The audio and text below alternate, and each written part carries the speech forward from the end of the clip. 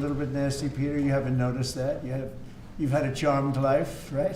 You tell me. Very charmed. I think you've had a charmed life. I think what I'll do, if you don't mind, numbers have just come out which are rather extraordinary, and I thought I'd play a tape of one of the people who I've respected over the years, from Joe Kiernan and Rick Santelli. This just came out, and we'll just play that for a second.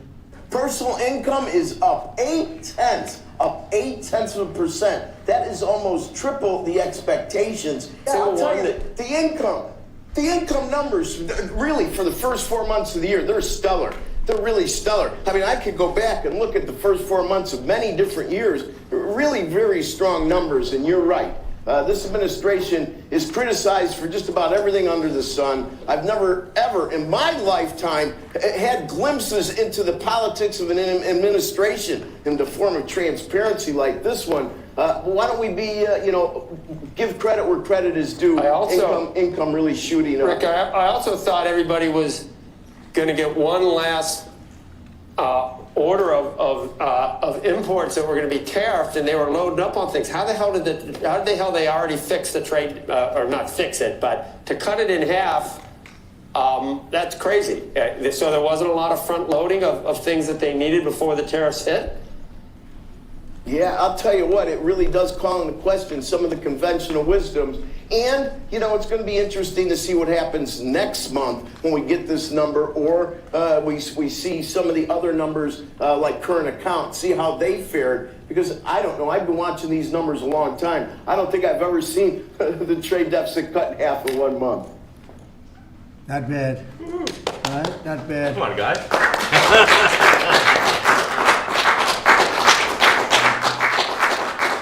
I see Howard and Scott are here, so it's great. You guys want to stand over here? You might as well. You're the ones that help produce those numbers, and it'll only get better. The tariffs are so important, and that's why we were so happy with the decision yesterday where the tariffs continue, because without the tariffs, our nation would be imperiled. We would really be imperiled. I think I can say that with great surety, Scott and Howard. And so we were very happy to get that decision, that big decision yesterday. And today it's about a man named Elon, and he's one of the greatest business leaders and innovators the world has ever produced. He stepped forward to put his very great talents into the service of our nation, and we appreciate it. And I just want to say that Elon has worked tirelessly helping lead the most sweeping and consequential government reform program in generations. And the kinds of things that he's found and his people have found. He's brought a group of very smart people in, and they found things that are pretty unbelievable. I have to say that the numbers that we're talking about are substantial, but they're going to be very much more substantial with time, because many of the things that we're working on right now, we're going to have to remember Elon as we find them, but the numbers could double and triple. Because many things, we don't want to go out with them until we're sure, but we've found things that are unbelievably stupid and unbelievably bad. With the Department of Government Efficiency, Elon's delivered a colossal change in the old ways of doing business in Washington. D.O.G.E. has installed geniuses with an engineering mindset and unbelievably talented people in computers. I actually asked Elon one time, what's their primary thing? And they have a lot of primary things, all having to do with being smart. But he said the thing that they're really the best at is working with computers, so that they can't be outsmarted by somebody that's not so honest, that happens to also be good with computers, but not as good as these people. But the mindset in the senior ranks of every federal department, and it's really changed. And with Elon's guidance, they're helping to detect fraud/waste and modernize broken and outdated systems. So as you know, we're talking about various systems and changing systems, and sadly, it takes a long time to do that. You'll change, let's say, a system at IRS and computerize it properly, where the job can be done in 1/10 the time, but it takes sometimes years to rebuild those systems. But we've started, in many cases, I will say that this has less to do with Elon, but the air traffic control systems, we're bidding out to the best companies in the world, those systems right now. They were what the previous administration was horrible what they did. They spent billions and billions of dollars, And in the end, it didn't even come close to working. They tried to hook up wire to copper, and it can't be done. And they just spent billions of dollars and just wasted money. Actually made the system much worse. So we're going to get a brand new modern system. Congress is working with us on that, and we're going to get it done as quickly as we can. But it's in the works, and once it's done, it'll be good for 30 years. But we have a system that's 48 years old and would have a modern computer hooked into a very outdated computer, and they don't hook up. I mean, they didn't hook up. So after spending billions of dollars, they turned on the system, and in never any cases, from local to countrywide, they never worked. More than 75,000 bureaucrats have voluntarily left their taxpayer-funded jobs to come out and really do the job. Countless wasteful and unnecessary contracts have been terminated, and you know that we have terminated many, many contracts, and many contracts, Elon, are right now being looked at, and it may be 6 months, it may be almost a year in some cases. We're going through procedures, we're going through courts, and we'll remember you as we announce billions of dollars of extra waste, fraud, and abuse. Just as an example, D.O.G.E canceled $101 million for DEI contracts at the Department of Education, $101 million, and that was just a small section of the Department of Education. $59 million for illegal alien hotel rooms in New York City, and the landlord never made the kind of money that he made in the last short period of time. $59 million to a hotel in New York City, $45 million for diversity, equity, and inclusion scholarships in Burma. In Burma, does anyone know about Burma? $42 million for social and behavioral change in Uganda. $40 million to improve the social and economic inclusion of sedentary migrants. I can say it's $2 billion to Stacey Abrams and her environmental movement. There was $100 in the account, and all of a sudden they found $2 billion in the account. And I assume that's being looked at. I don't know, I'm not sure, but I assume that's being looked at. Think of that, $2 billion. And then Lee will tell you there's another one over there for $20 billion being spent on another environmental cause. $20 billion, not 20 million, a lot, not 200,000, which is a lot. So think of it, in her case, you have $100, and now all of a sudden she gets hit with an infusion of $2 billion just before I take office. $20 million for Arab Sesame Street in the Middle East. Nobody knows what that's all about. Nobody's been able to find it. $8 million for making mice transgender. So they spend $8 million on making mice transgender. And those are better than many of the others. I could sit here all day and read things just like that, but we have other things to do. So it's much, much more than just that. We're totally committed to making the D.O.G.E cuts permanent and stopping much more of the waste in the months to come. We want to get our great, big, beautiful bill finished and done. After that, we put some of this into the bill, but most of it's going to come later. We're going to have it cauterized by Congress, affirmed by Congress. In some cases, we'll make cuts. In some cases, we'll just use it in a different layer to save the money, but it's hundreds of billions of dollars. D.O.G.E has also fully modernized the federal retirement process and continues to work very hard on the IRS modernization, but we're taking that over with D.O.G.E. Many of the D.O.G.E people, Elon, are staying behind too, so they're not leaving. And Elon's really not leaving. He's going to be back and forth, I think. I have a feeling. It's his baby, and I think he's going to be doing a lot of things. But Elon's service to America has been without comparison in modern history. He's already running one of the most innovative car companies in the world. You look at his factories and compare them with some of the old factories we have, and it's a big difference. And the most successful space company, and I guess in history you would have to say the largest free speech platform on the internet, etc. Yet Elon willingly, with all of the success, he willingly accepted the outrageous abuse and slander and lies and attacks because he does love our country. I know that very much. He loves our country. He comes from another country that's going through trials and tribulations, I would say.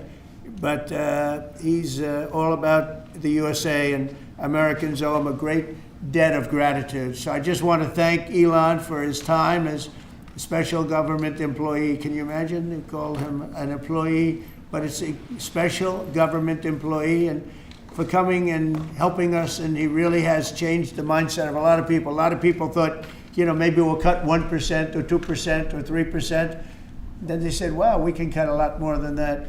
And we're going to do it very surgically. We're going to continue on the march. We're making America great again. When I was in Saudi Arabia, and we were in, as you know, 3 really great countries, predominantly the 3. Qatar was great, UAE was great, Saudi Arabia, incredible. Such an incredible experience to be in those 3 countries. But the Crown Prince of Saudi Arabia, and I must tell you, the great leaders of the other 2 that we just mentioned, they all said the same thing, that the United States is the hottest country right now anywhere in the world. And 6 months ago, we thought it was dead. It was like a dead country.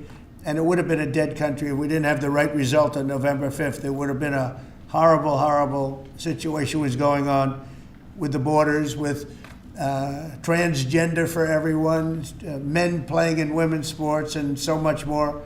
But they were saying the hottest country anywhere in the world. And then I played that little clip because that was one person who's respected, or 2 people, because Joe was in that one too. Joe's a good man.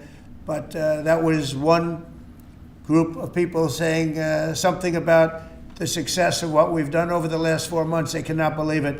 In the one case, they said they've never seen anything like it as long as they've been doing what they've been doing. They've been doing it for a long time. So I want to thank Elon for helping.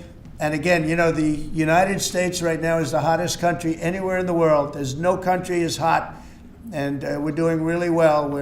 We came, when I left, we had no wars, we had no problems. We defeated ISIS, we rebuilt our military, and we had no inflation.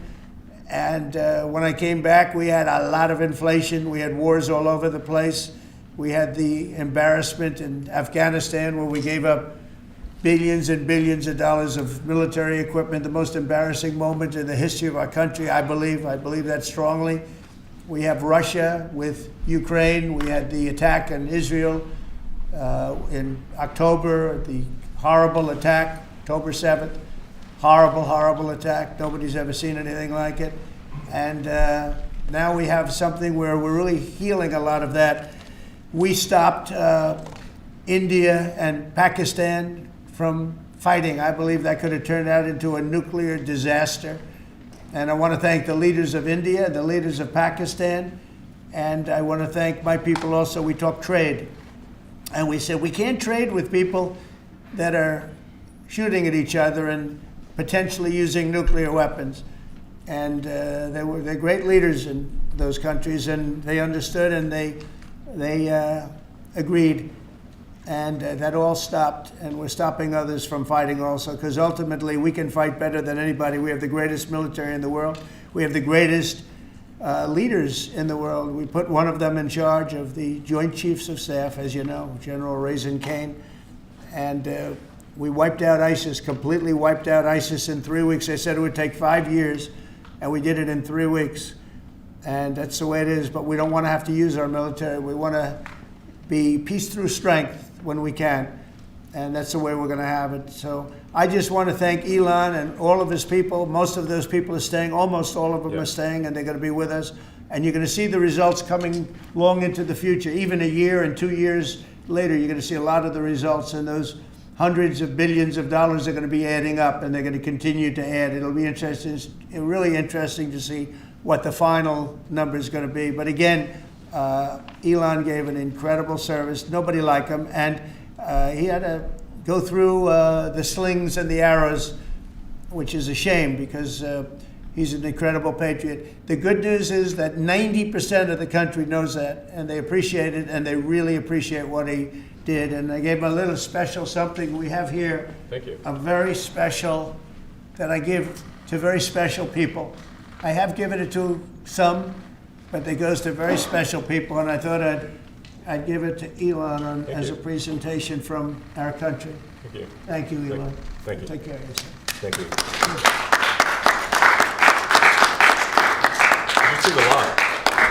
The luck on this is amazing. That's right. Large luck. Well, let me say perhaps a few words that this is not the end of Doge, but really the beginning. My time as a special government employee necessarily had to end. It was a limited time thing. It's 134 days, I believe, which ends in a few days. So, so that it comes with a time limit. But the Doge team will only grow stronger over time. The Doge influence will only grow stronger. It's I'd liken it to sort of Buddhism. It's like a way of life. So it is permeating throughout the government, and I'm confident that over time we'll see $1 trillion of savings and a reduction in $1 trillion of waste and fraud reduction. The calculations of the Doge team thus far, in terms of an FY25 to FY26 delta, are over 160 billion, and that's climbing. We expect that number will probably go over 200 billion soon.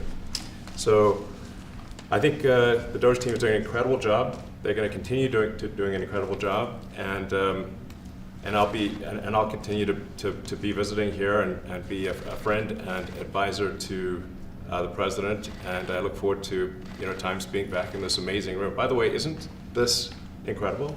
Look at this incredible. It's stunning.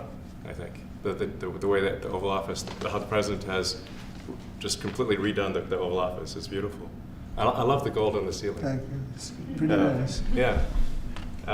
That's been there a long time. That was plaster. Nobody ever really saw it. They didn't know the eagle was up there, and we highlighted. It's essentially it's a landmark, a great landmark, and that's 24 karat gold, and everybody loved it. And now they all see it when they come in. So it's been good. The Oval Office finally has the majesty that it deserves, thanks to the president.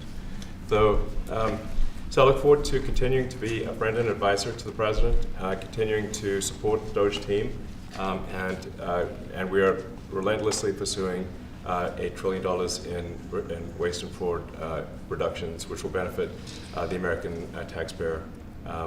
So that's it, really. Thank you, Mr. President. Thank you. Right. Great job. Thank you. Thank you, President Trump. The president mentioned that you had to deal with all the slings and arrows during your time at Doge. There's this. Well, some of the people, some of the media organizations in this room were the slingers. Well, so there is a New York Times report today that accuses you of blurring the line between. Is the New York Times, is that the same publication that got a Pulitzer Prize for false reporting on the Russiagate? Is it the same organization? I got to check my Pulitzer. I think counter. it is. It is. I think the judge just ruled against the New York Times for their lies about the Russiagate hoax, and that they might have to give back that Pulitzer Prize. That New York Times. Let's move on. Okay, then Next President question. Trump, I got one for President Trump. So President Trump, Biden aides who used to work here are in talks with Republicans in Congress to go and testify about what they did or didn't do to possibly conceal President Biden's decline. Do you think that Dr. Jill Biden should also have to come in and testify about what she did or didn't do?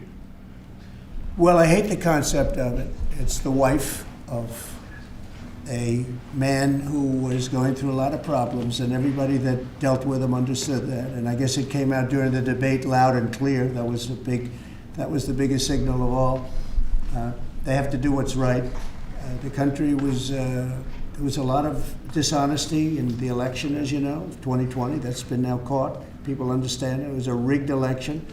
And when you go further out, when you see the auto pen, I think the auto pen is going to become one of the great scandals of all time, because you have somebody operating it or a number of people operating. Because I knew Joe Biden. Joe Biden wasn't in favor of opening up borders, letting 21 million people into this from prisons and mental institutions and gang members. He wasn't into that at all. And who signed these orders, proclamations, and all of the different things that he signed that set our country so far back, that was so bad for our country? With the auto pen, how would it work? Like, we're in the Oval Office right now. If there was a group of rogue staffers that worked for you who wanted to advance a bill or an executive order without your knowledge, how could they do it? How do they go Well, it's very behind the hard because president's I'd back? read your newspapers or your media the next day and I'd say, well, I didn't approve that, and I would find it. I mean, they wouldn't get away with it for long because I'd say, I never signed that. Who the hell signed that? Auto pens, to me, are used to sign letters to people because we get, I think they said 20,000 letters a week, and you like to be able, when somebody takes the time to write a letter, it's nice to sort of write back. And auto pens are meant for that. Auto pens are not meant to sign major proclamations or tax cuts or borders, anything having to do with the border, which is so important. And if it happened on my watch, I would be able to see it because the next day or sooner I'd be reading about something that I knew nothing about and who the hell signed this. So I almost never used the auto pen. In fact, yesterday I was signing about 81, I think it was 81 proclamations and statements to people that I think should be signed by us. I think when you write letters to foreign dignitaries or presidents or prime ministers, you should be signing those letters, not done with auto pens. I understand he signed almost everything with an auto pen. It's a very dangerous thing. It really means you're not president. Whoever operated the auto pen, and we think we know who that is, and it was actually more than one person, but that's not what the presidency is all about. I hardly used to hear it. Reinstate the tariffs on China. You said that they violated the agreement with the U.S. Well, they did. They violated a big part of the agreement we made. You know, if you read that whole statement, I was very nice to them. I helped them because they were in trouble with the stoppage of a massive amount of business. But I'm sure that I'll speak to President Xi and hopefully we'll work that out. But yeah, there's a violation of the agreement. Yeah, please. Mr. President, can you give us an update to the latest ceasefire agreement that Israel has agreed to, but Hamas is still considering? Well, they're very close to an agreement on Gaza, and we'll let you know about it during the day or maybe tomorrow, and we have a chance of that. And I think we have a chance of making a deal with Iran also. They don't want to be blown up. They would rather make a deal, and I think that could happen in the not too distant future. That would be a great thing if we could have a deal without bombs being dropped all over the Middle East. That would be a very good thing. They can't have a nuclear weapon. We want them to be safe. We want them to have a very, very successful nation. Let it be a great nation, but we can't have them. They cannot have a nuclear weapon. It's very simple. And I think we're fairly close to a deal with Iran. Mr. Musk, question for Elon. Yeah, please. You said just now that you look forward to being a friend and advisor to the president. So do you Well, I am. expect to continue advising the president and DOGE informally, or are you going to sort of shift your focus entirely to your companies? Well, I expect to continue to provide advice whenever the president would like advice. I hope so. I mean, I expect to remain a friend and an advisor, and certainly if there's anything the president wants me to do, I'm at the president's service. Mr. Musk, on DOGE, you said that there was $1 trillion promise for cuts from DOGE. Yes, I think we do expect over time to achieve the $1 trillion. But what have you found in your time here was the biggest roadblock to getting those cuts? Was it the cabinet, or was it Congress, or something else? What was the biggest roadblock from your work? It's mostly just a lot of hard work.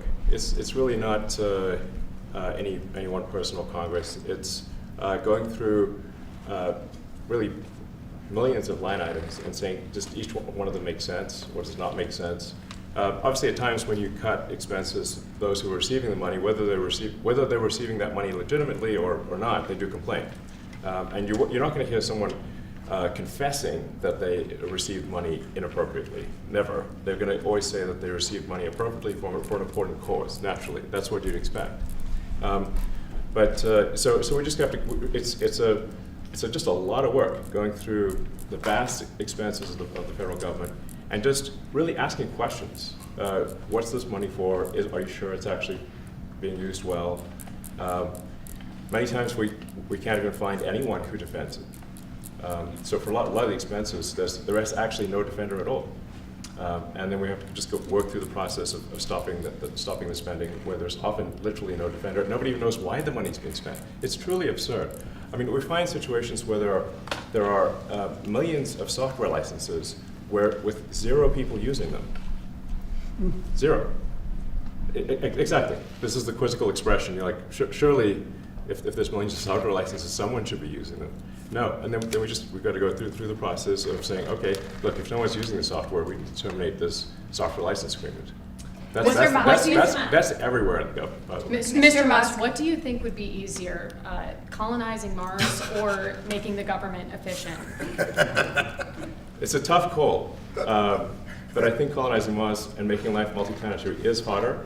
And as I said, we do expect to achieve over time the $1 trillion of savings. We can't do it in like a few months, but if you say by I think the official end of D.O.G.E, which the president may choose to extend, is the middle of next year.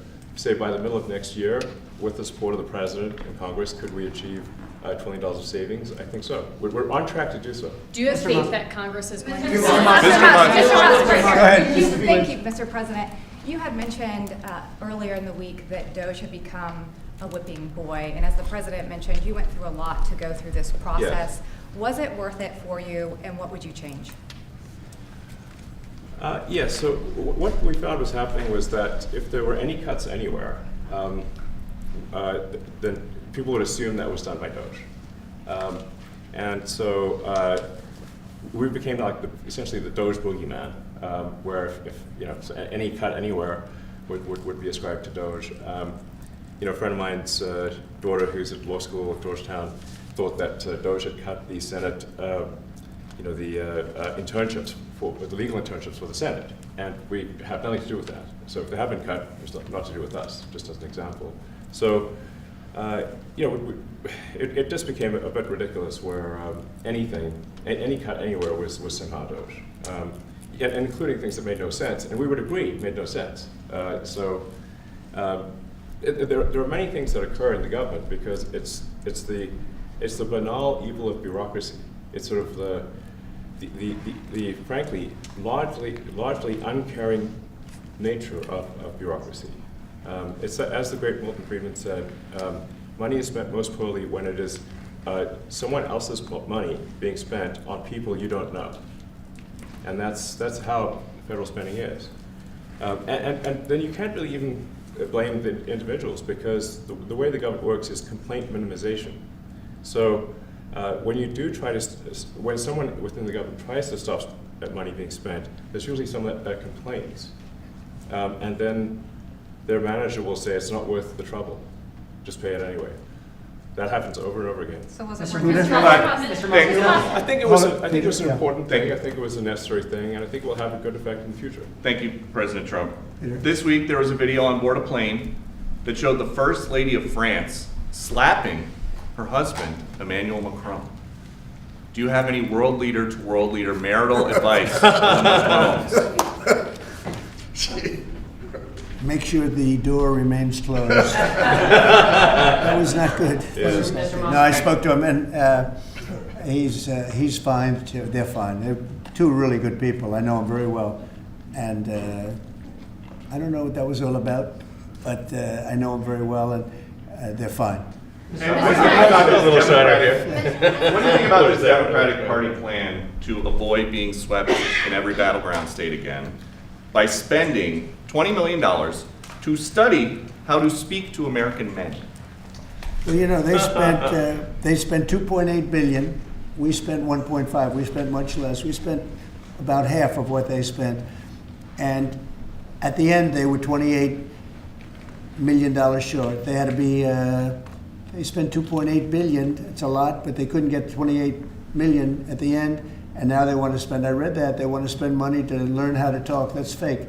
You don't want to be fake. You shouldn't have to hire consultants to say what America needs, because then the consultants should be running the deal, not them. But I read that they want to spend a lot of money in each state. So we won all 7 swing states, 7 out of 7. We won a lot more than that. We won the popular vote. We won everything, and they want to spend money to find out what they did wrong. And I mean, I could tell you what they did wrong. I could tell you every one of their programs. When they say men playing in women's sports, I would say that's not a winner. When they say transgender for everybody, I think that's not a winner. When they say open borders so the entire world population of criminals can pour into our country, I don't think that's a winner. I mean, I just gave them that for free, but I don't know if they'll change their ways. I see them all the time. I see people that I know in Congress, Democrats, they're trying to justify some of the things I just said. You can't justify them. They're, you know, I always hear they're 80-20 issues. I say they're not 80-20, they're 97-3. They might be 99-1. They're not 80-20. They wish they were 80-20.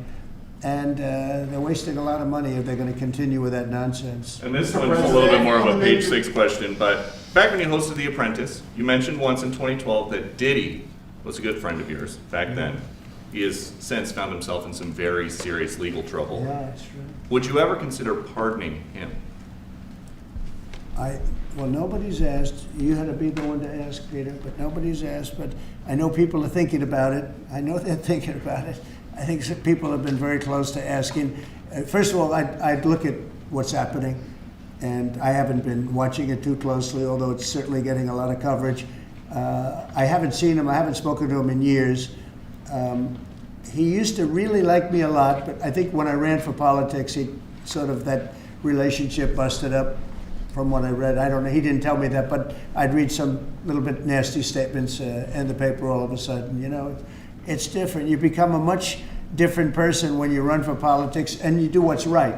I could do other things, and I'm sure he'd like me, and I'm sure other people would like me, but it wouldn't be as good for our country. As we said, our country's doing really well because of what we're doing.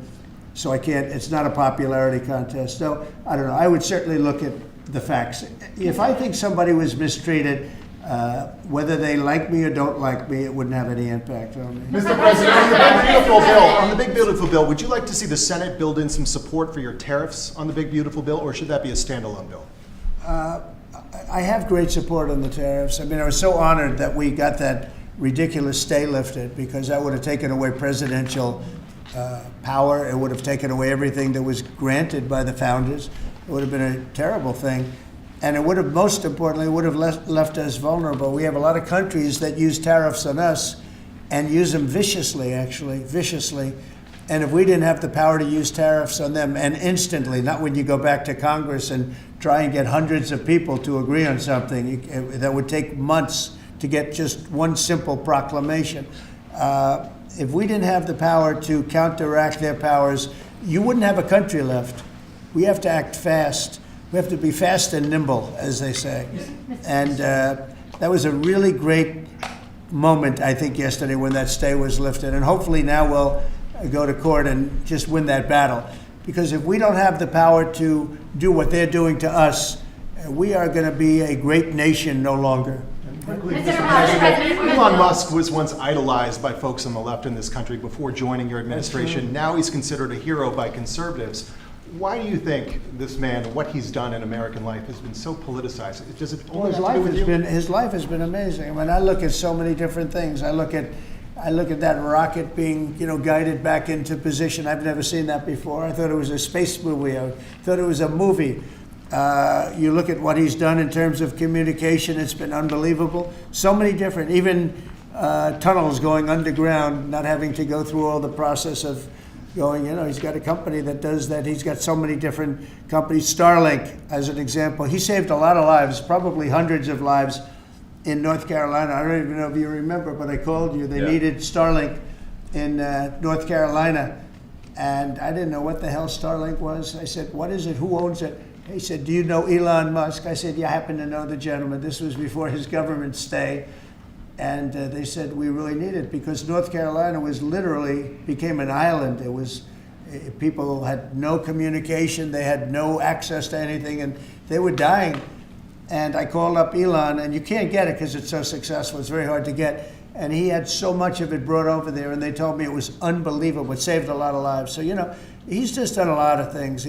I don't think he gets credit for what he's done. But he's a very good person too. You know what? If he wasn't a good person, but he did the same things, I'd probably maybe speak differently. He happens to be a really good person who loves the country. Mr. President, on the One Big Beautiful Bill, you had indicated this week that there were some things you didn't like about what had passed in the House. What changes do you want to see the Senate make? And you had also indicated there were things you didn't like about the bill. What would you be suggesting he push senators to change in their version? Well, I'll tell you, I'll go first. It's an unbelievable bill. It cuts your deficits. It cuts, it's a huge cutting. but there's the things I'd like to see maybe cut a little bit more. I'd like to see a bigger cut in taxes. It's going to be the largest tax decrease or cut in the history of our country. I'd like to see it get down to an even lower number. I was shooting for a slightly lower number. I would have liked to have done that. But with all of that being said, when you look at the tax cut and the fact that the original tax cut, which made us so successful, we had the most successful 4 years in the history of our country, the economy, and this is going to be even better. And you see that by the reports that came out just yesterday or tonight. I guess they were released this morning at 8 o'clock. You see the kind of numbers where somebody that's a pro is like, whoa, I haven't seen numbers like this since I've been doing this. You know, these are human emotions of professionals that have never seen numbers like, and we've just started. The bill is a great bill. It's going to be jiggered around a little bit. It's going to be negotiated with the Senate, with the House. But the end result is it extends the Trump tax cuts. If it doesn't get approved, you'll have a 68% tax increase. You're going to go up 68%. That's a number that nobody's ever heard of before. You'll have a massive tax increase. If it does get approved, you'll have a large tax cut, the largest we've ever had. When you add the past tax cuts that we got you, the Trump tax, they call them the Trump tax cuts. It's an amazing bill. It does amazing things. With all of that, it's going to be adjusted a little bit over the next coming weeks, and I think it's going to be passed. The Republicans want to pass it. With all of the great things it does, including an extension of debt, it's the extension. We have to extend the debt. If we don't extend debt, we're in default. Now, the Democrats might like our country to be in default, but in 250 years, we've never been in default. That was handed to them by a very well-meaning man that gave it to them because he thought it was the right thing to do. It could have been their problem before the election, but this man thought it was the right thing to do, and he was well-meaning. I don't hold anything against him for that, but that was put on our plate when it should have been on the Democrats. September 28th, a famous date. It should have been taken care of by the Democrats, but this person, a man of power, gave it to us so that in June that comes due. Well, we have to take care of that because if we don't take care of it, we have a country in default, and we don't ever want to have a country in default. You know, I'll tell you, a certain senator, Elizabeth Warren, said that she would never, ever allow a default on our debt. She would never let it happen, and she would like to get rid of the debt ceiling, what's called the debt ceiling. I call it the debt extension because we really need an extension. That she'd like to see that gotten rid of, and there are many people that agree. Many Democrats agree with that, but we gave that through, and you know, I don't want to say an error. He did it well-meaning. They gave that to us. It was a Democrat problem just before the election. Would have had a huge impact on the election, and to our benefit. We won anyway, but to our benefit. But felt that really for the good of the country, we should extend that. But Elizabeth Warren and various other people would like to see that. Her whole career, she wanted to see it terminated, gotten rid of, not being voted on every 5 years or 10 years. And the reason was because it's so catastrophic for our country. And I always agreed with her. That was one thing I agreed with her on. Now, I haven't spoken to her, but I would say that if you asked her that question now, she'd say, no, it's their problem. But it's a very unfortunate situation. It's a very unfair situation. And she happened to be right on that. It should be gotten rid of, or it should simply be extended. But that's one of the things that gets taken care of in this bill. That automatically gets extended for a 4-year period, and it should be. But I agree with Elizabeth Warren on that. I think you should get rid of it. It's too catastrophic. Mr. Yeah, please, go ahead. What message do you like to send to international students? Are they still welcomed to study in the United States? And one question for Mr. Musk. The students, well, we want to have great students here. We just don't want students that are causing trouble. We want to have students. I want to have foreign students. I think Harvard, you know, it's close to 31%. That's a lot. Our country has given $5 billion plus to Harvard over a short period of time. Nobody knew that. We found that out. I wouldn't say that was a D.O.G.E. thing, but we found that out over a period of time. That was sort of a Trump thing. we ended up in litigation for other reasons because they're very anti-Semitic. And in finding out and in going through the books, we found out that the country gave them $5 billion plus, much more than that actually. And we're having it out with them, and let's see what happens. I think we have a very good, well, it's a very sad case. It's a case we win. We can't lose that case because we have the right to make grants. We're not going to make any grants like that.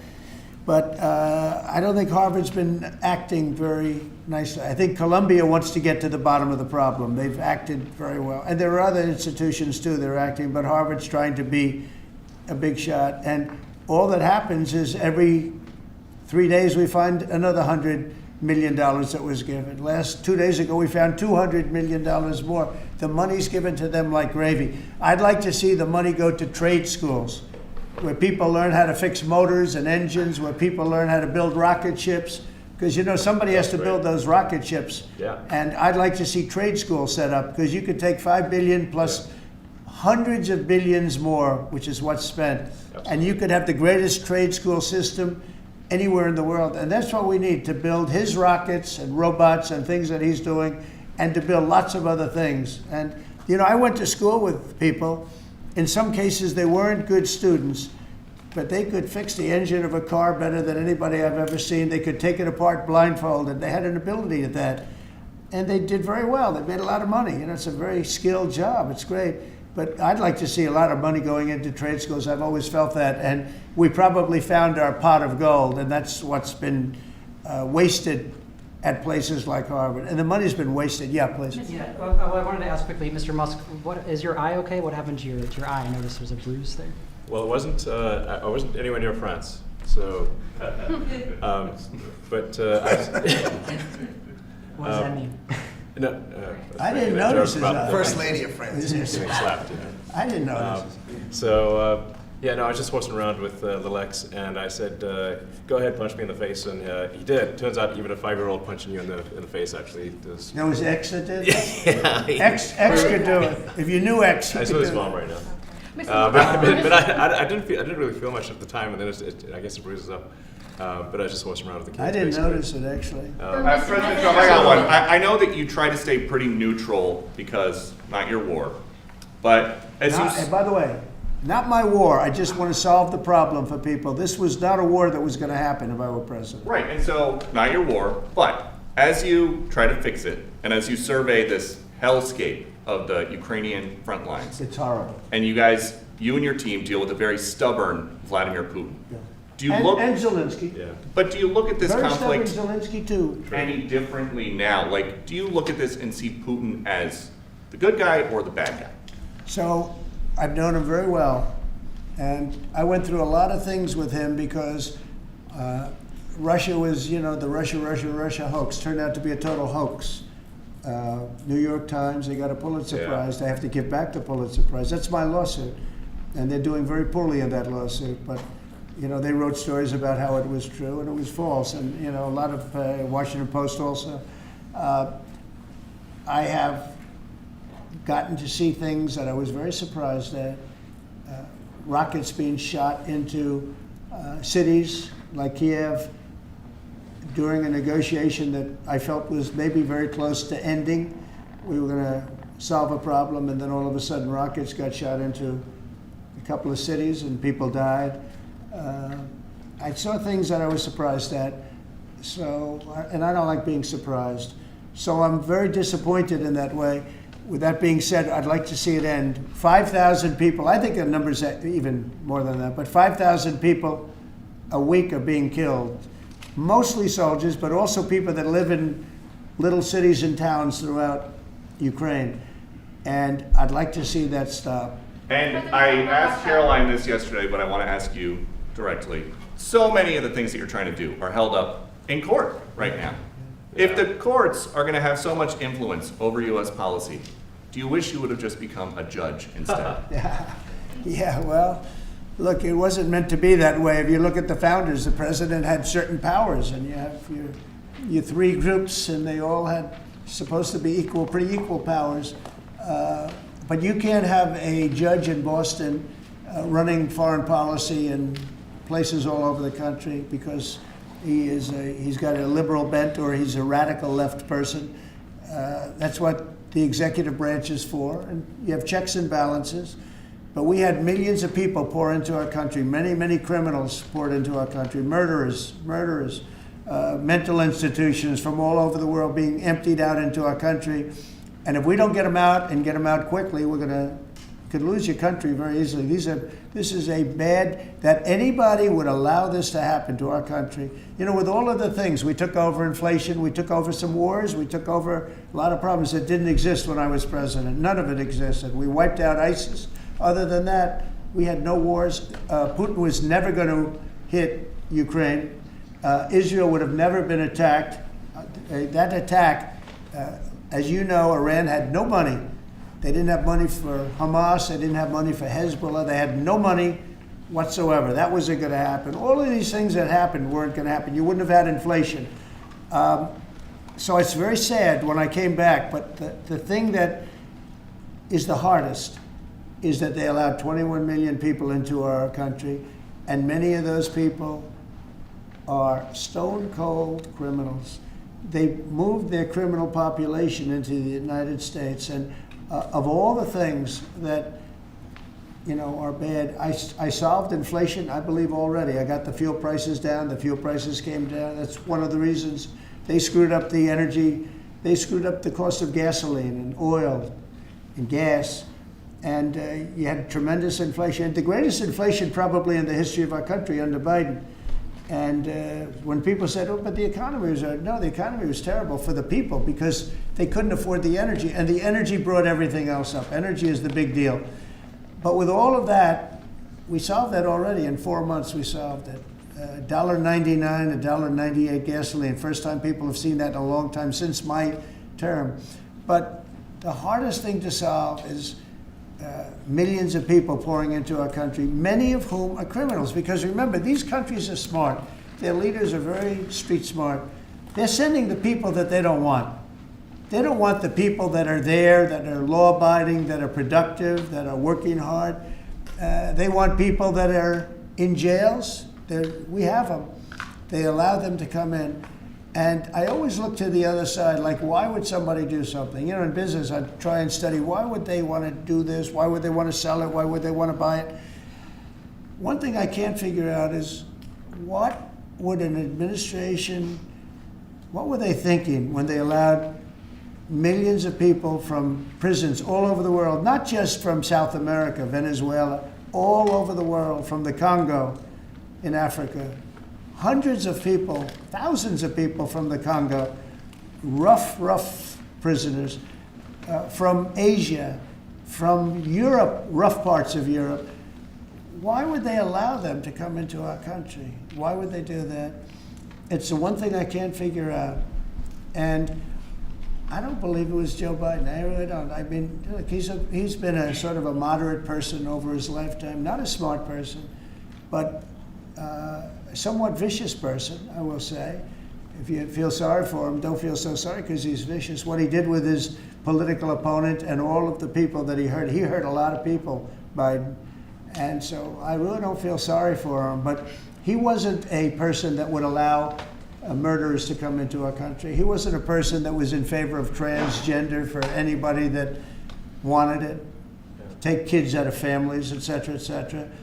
So I just don't understand why a thing like this, how a thing like this could have been allowed to happen. Very sad. It's very sad for our country. If I could add something, I think the fundamental moral flaw of the left is empathy for the criminals and not empathy for the victims.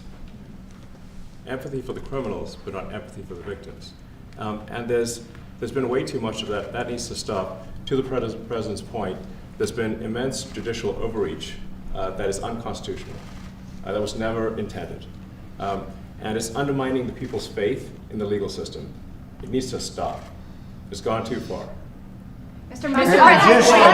And just today, we had, just a couple of hours ago, we had a great decision from the Supreme Court, thank goodness, that was very important. We had two important decisions yesterday on the tariffs, because again, we have to be able to fight fair fight with other countries. Howard, would you say we have to be able to use tariffs to fight people that use tariffs on us? I mean, if we didn't have that power of tariffs, we would economically be destroyed as a country, because they will destroy us. Other countries will destroy us with unchecked tariffs. We can check them when we have the use. They tried to take that power away from us. And if you take that power away, we're not going to have a country. We won't have an economically viable country.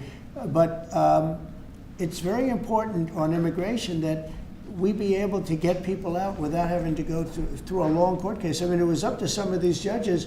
Every single one of these millions of people, criminals, prisoners that were let go from jails because they save a fortune when they do. They brought them into the United States. You know what they're saving? The money they're saving? But some of murderers, it's very important that we're able to get those people out of here fast, bring them back to their country where they belong. And those countries take them, because if they don't take them, they have to go through the wrath of the United States, and they take them. But we have judges that don't want that to happen. And it's a terrible thing. That's going through the court system right now, that whole situation. But when ICE and with Border Patrol, they've done an incredible job. When they do this incredible job and they capture 100 killers and drug dealers, and we can't keep them for years here as we go through trials. We have to get them out rapidly, and we know who they are. And we're very careful about who they are, but we have to get them out rapidly, or again, we're not going to have a country. Okay? Maybe one or two more. Go ahead. Are you concerned that tariff may also affect companies like Tesla, which has parts manufactured abroad?